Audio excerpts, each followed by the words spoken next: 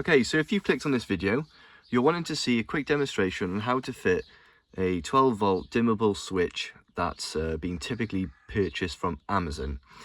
So when it comes in the packet, mine didn't come with any instructions, but it did come with these plugs that come on the end.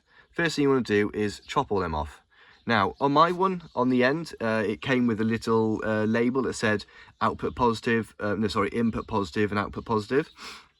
What you want to do is you want to take them off because you've got to strip the cables on the end, and you want to label them so you don't forget which one is which. So I've just put some masking tape on there, and then I've just written output and input. So this is really crucial when you're fitting these, because you need to know which one of the black cables is positive and which one is negative. So this one caught me out. So I had the typical connect it up, you know, the blue light didn't work, but the lights were on all the time, and the switch didn't work at all. So I had to go online and check which one. It's been years since I've done speakers, so I've forgotten which one was which. So I found out about these lights on Urban Van Life. Neil did a little demonstration on how to fit them. He risked it by buying them and fitted them, and it worked out for him. So I want to give a big shout out to Neil. Thank you very much for doing a video, because I'm absolutely over the moon with these. I'm so glad I bought them, because I don't want my lights on all the time in my bedroom, and I don't want them in my main room either. You do want to turn the lights down towards the end of the night, don't you? And sometimes you need a bit of light, but not too much. So I'm going to just do a quick demonstration now, how to fit them. Neil did it spot on, but the only thing with that is I think people were doing the right sequence, but then they were getting the positive and negatives the wrong way around on the actual switch end. So if you label these input and output, what you want to do is you want to get a multimeter, and you want to label the battery feed with the 12 volts. Okay, so when you label that, so essentially these are joined, don't they? So this goes to the actual lights, goes through the wall, goes to the light, and then this comes to the battery, which is under the bed. So what you do is you obviously you cut that, don't you, and then you join these together.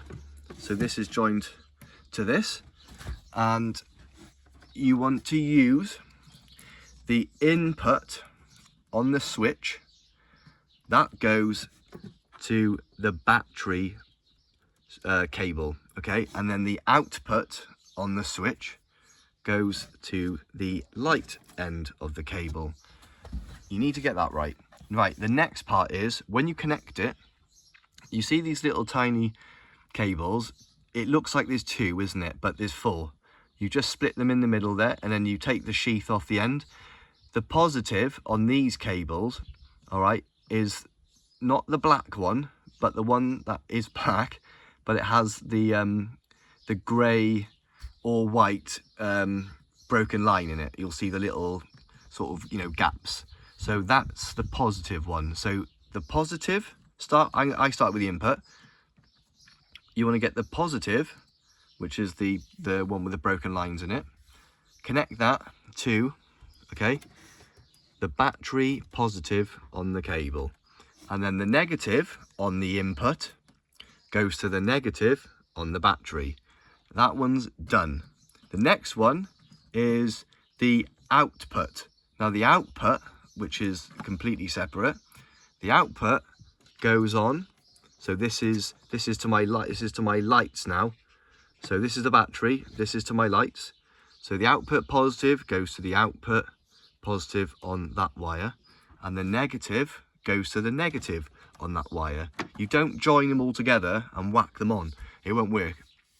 You need to connect them to the right cable. So there's a quick diagram. If you want to pause the video and look at that, you can see that you will have the two cables, the input and the output. You split the ends, so you have the four cables, and again you connect the output to the light, and then you connect the input to the battery.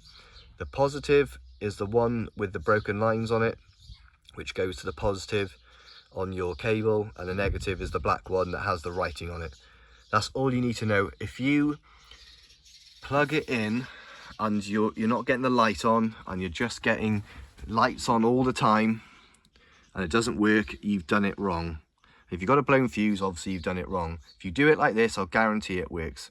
So yeah, again, shout out to Neil on his channel, because he does loads of stuff, and I'm so glad that I seen his video and I checked it out, because now this is what you have.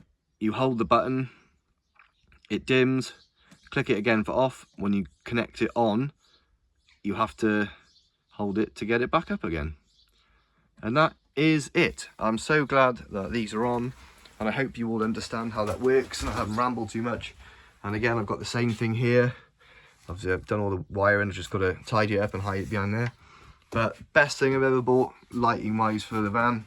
So I hope you enjoyed that video. Please like the video, and yeah, nice one. I'll see if I can upload some more videos as time goes on, and the whole van sequence that I've done from start to finish will be uploaded probably in one video, and you can see what I've done with this van. So cheers guys, thank you very much.